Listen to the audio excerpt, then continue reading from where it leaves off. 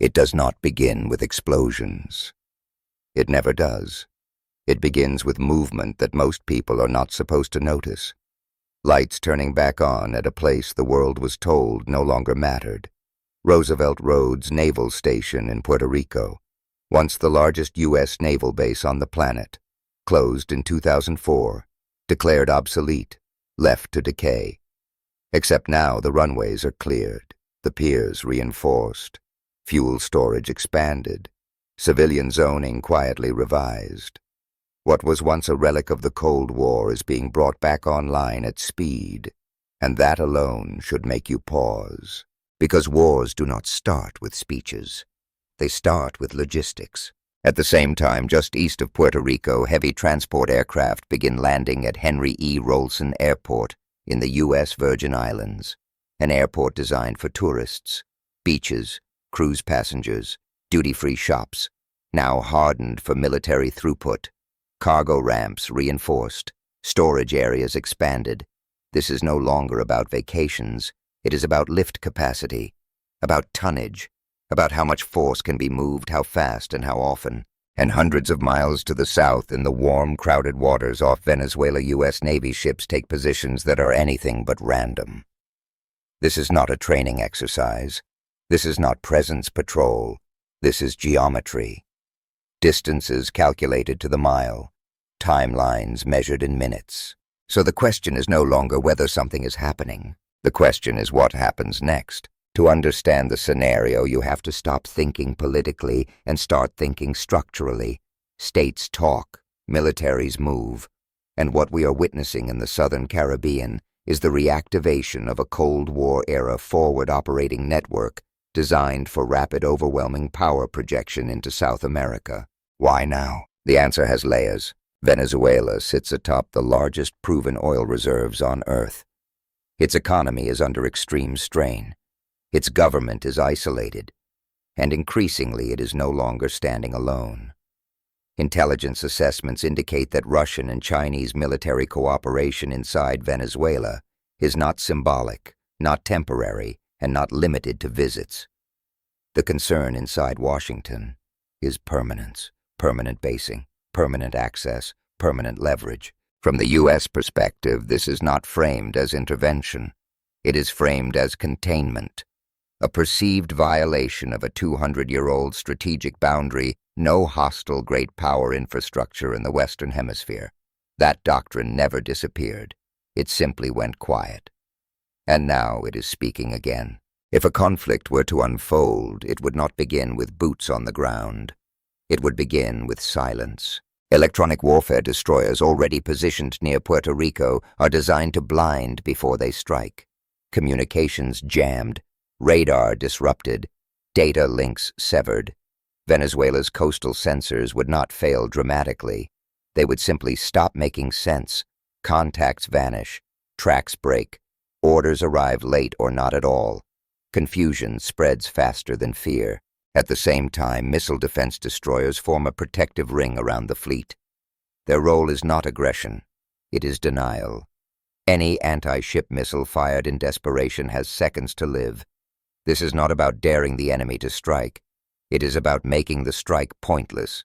At the center of this formation is command, a cruiser acting as the air defense and battle management node. Every aircraft, every ship, every sensor linked. Decisions made in real time. This is not the chaos of 20th century warfare. This is orchestration. Above it all, the air war begins far from the Caribbean. Bombers lift off from the continental United States. They fly thousands of miles. They never land near the fight. They release cruise missiles and turn back. Their targets are fixed and known. Air defense nodes, command bunkers, radar sites, runways. This is about removing the enemy's ability to see and respond. Then comes speed. Supersonic bombers flying low and fast, designed to hit hardened targets before warning systems complete their cycle. The kind of aircraft meant to arrive before fear has time to organize. Closer to Venezuela, tactical aircraft launch from reactivated bases. Stealth fighters slip through gaps in coverage, hunting advanced surface-to-air missile systems. Their job is not spectacle. Their job is access. Kick down the door so everything else can move freely. Once air defenses are degraded, persistence takes over. Drones loiter for hours, watching roads, tracking mobile launchers, following vehicles that try to disappear. The moment something moves in a way it should not, it is destroyed. War becomes continuous observation. And then there are the ships you do not bring unless you plan to change facts on the ground. Amphibious assault ships. Floating bases carrying thousands of Marines trained for rapid entry into hostile environments. These are not symbols. These are tools. Designed to seize airports, ports, communication hubs, coastal infrastructure. Not to occupy a country, but to fracture it. Special operations teams deployed deep inland using tilt-rotor aircraft that combine speed and reach. They do not announce themselves. They do not stay long. Their role is disruption, confusion, targeting. All of this requires fuel, ammunition, spare parts, food. And that is why logistics aircraft begin flying non-stop into Roosevelt Roads and the Virgin Islands. You cannot fight a war on precision alone. Wars are sustained by supply. This strategy is not new, it is refined. During the Cold War, the United States built a ring of bases around the Caribbean for one reason: response time. The Cuban Missile Crisis was the proof. Geography matters. Distance is security. And losing distance changes everything. What we are seeing now is that logic updated for the 21st century. Stealth instead of mass. Networks instead of numbers. Precision instead of saturation. But the underlying principle remains unchanged. Prevent a rival foothold or remove it. Venezuela, however, would not collapse quietly. Its military doctrine is layered. Air defenses around key infrastructure. Coastal patrols.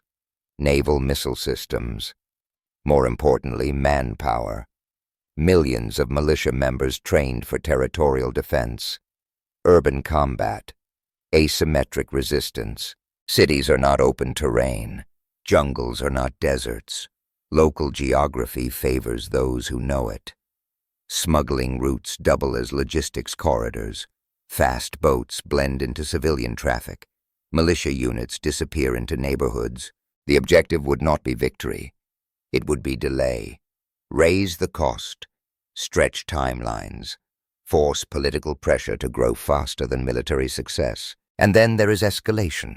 External support. Drones supplied by partners willing to complicate the battlefield without direct confrontation.